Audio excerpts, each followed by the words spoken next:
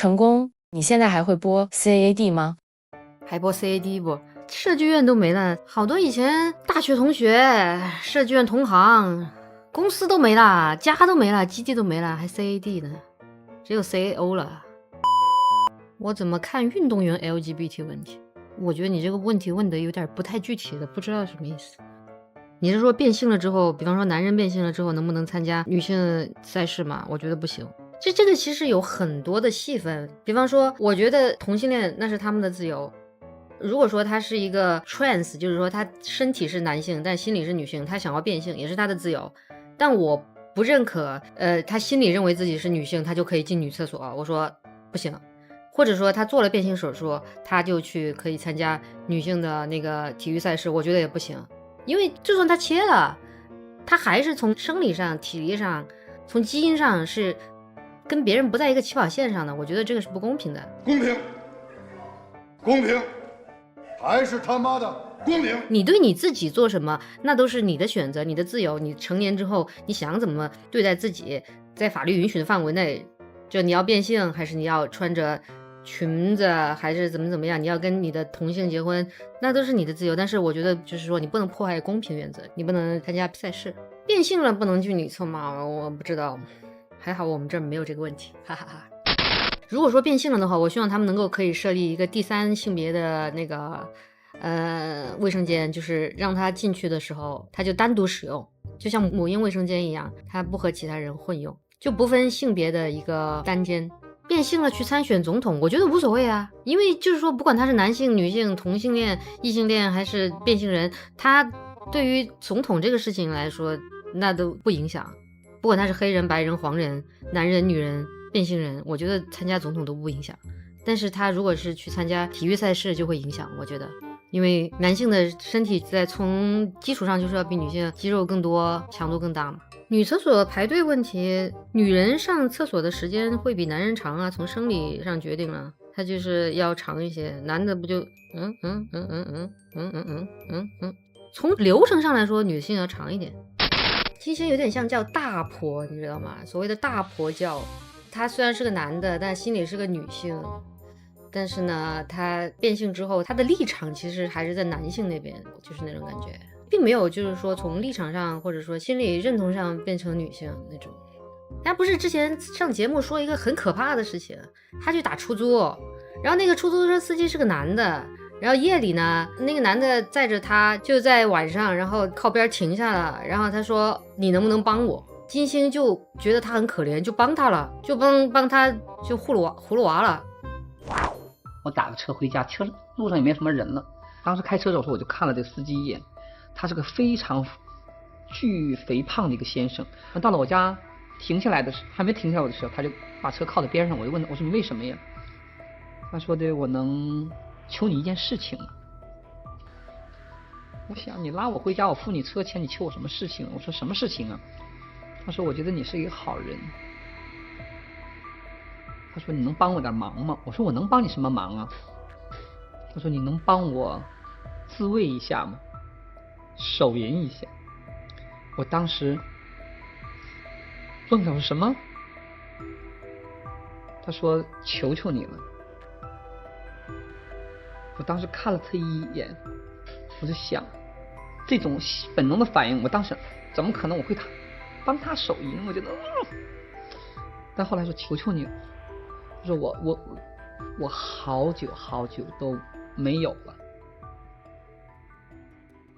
我当时我想有很多话怼在我嘴边上，我想说那你自己或者怎么，我就堵在我就说不出来，我就说的好吧。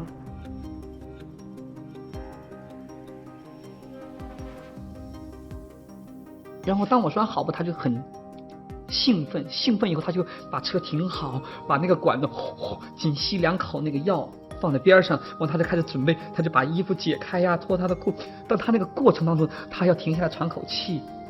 我就当时看这种人这种生物的本能对这种要求，我就看他的时候，我这时候已经想不到什么性啊怎么这个人怎么，我就看着他整个过程，当时像可能像戏或者像演出一样，就看着他整个举重，然后他把裤子解开以后，他那个肉皮耷拉在肚子上，其实根本找不到他这种生殖器在什么地方，他都全都被他的肉给盖住了，他自己就把这肉给推上来呢。当我的手慢慢就抚摸他腹部的时候，他当时那种激动，有这种激动，我觉得是任何一个男女交欢之前好久没有受到抚摸以后那种震颤和激动，特别让我吃惊，而且不是很打动我，很让我震撼。我觉得哎呀，都是人，我当时感觉就都是人。其实他带着那么负重的身体，他的生殖系统影响他的生殖系统各方面他就不是，但是他最后满足的时候，他那种在过程当中他要不时的吸管子，然后后来当他最后射精了以后，他赶紧要站起来，他很难移动他的座位站起来，然后我就把车门打开，我走到后边车门，他准备了一个 T 恤衫，我就拿了几条 T 恤给他。他说谢谢。之后他就给我送到家里去。当我关上门付完他不要钱，他说我不要你钱，不行。我说不，这是两回事情。我说两回事，把钱给了他。当我上楼关上门我上楼的时候，我就特别的想哭。我觉得无论你活在什么样的社会阶层，什么样的职业背景，什么样的性别状态，人就是孤独的。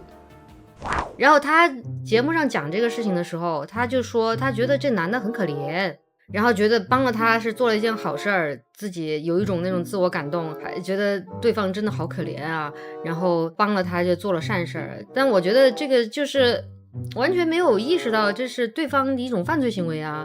你说一个男子大半夜载着一个外表上看上是女性的人，然后停在路边说你帮我一下，这好吓人的呀，对不对？然后他把这个事情讲出来，完全没有意识到这个里面的不合理之处，这是犯罪啊！两性医院他是有他的职责的呀，他是一个出租车司机，他载着一个女乘客，半夜在路边停下来说你帮我一下，你这种不觉得很吓人吗？你想想，如果自己是一个女生或者自己的女儿碰上这种出租车司机，你不会觉得这是一种犯罪的前兆啊？如果你不愿意呢，你在大半夜的在那个荒郊野岭的，可能会发生什么事情？我觉得就是可能有些人他就没有办法站在弱势者的角度来思考这个问题。本来提出这个问题就是一个，我不知道这算不算犯罪，但是肯定是性骚扰吧，很吓人的呀。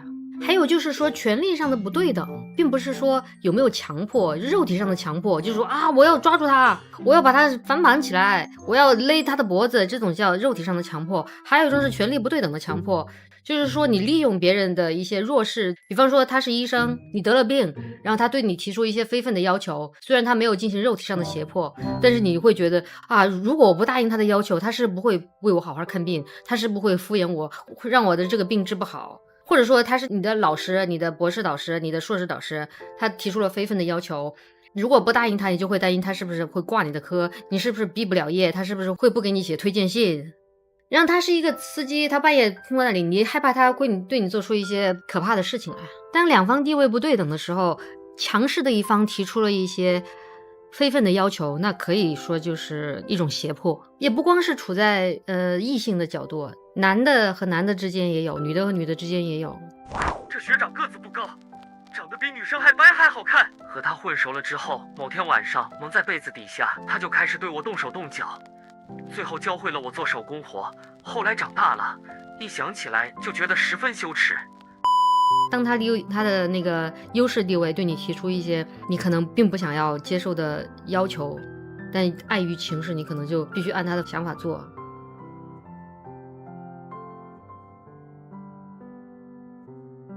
比利时啊，那你们下回去问一下西兰，我要看西兰破防的样子。我还是太温柔了，快去问西兰。西兰他比利时人，然后他是比利时和中国混血的，这个问题他最好回答了。你说他怎么看金星作为一个中国人，放弃自己中国男孩的身份，变成了中国女孩，然后又去给比利时男人，这怎么样了？就问他，狠狠的去质询他。你说作为比利时男人，你怎么想？他太适合这个话题了，快去。